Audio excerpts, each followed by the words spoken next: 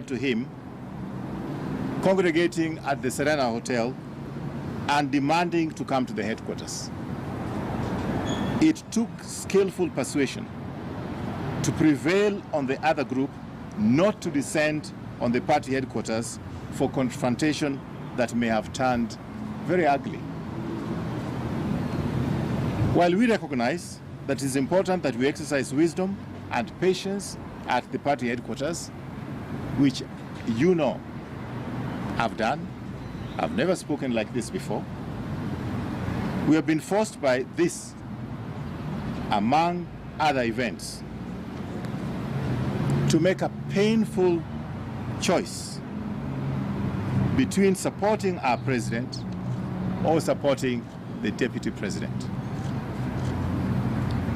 We wish we did not have to make this choice.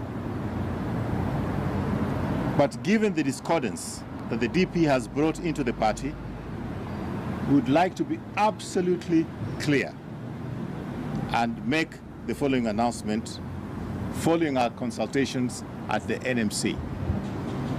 We serve one president at a time. The party headquarters is not going to be allowed to become the theater of conflict and confrontation by different factions that emerge in the party. 2, the party leaders, the deputy party leader, as a self-declared presidential candidate of 2022, will not be allowed to use the party headquarters as a center of operationalization of his 2022 campaign and to use the center for intimidation of potential opponents or intimidation of the staff. It is no longer tenable for the deputy president to use the party platform, including statements from the party headquarters, to advance his divisive so-called hustler politics that are counter to the party and the president's platform of uniting the country, fighting against corruption, and the agenda 4 items.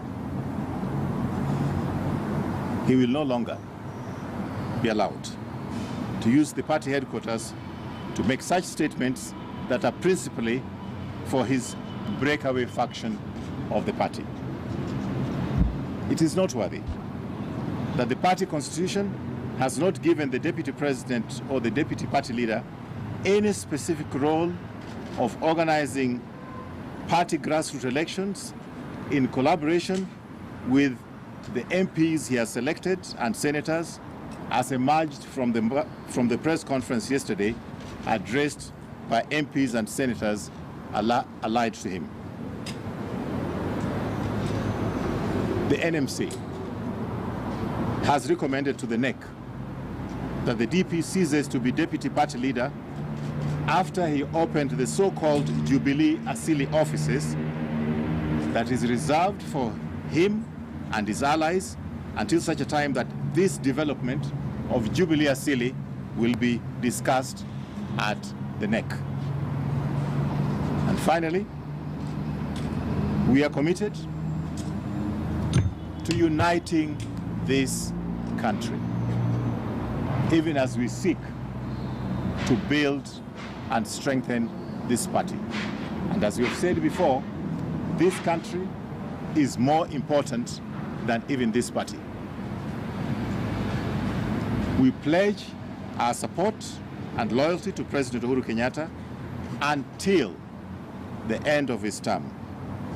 And we will not countenance any attempted power grab as was witnessed yesterday. I'm going to take a couple of questions.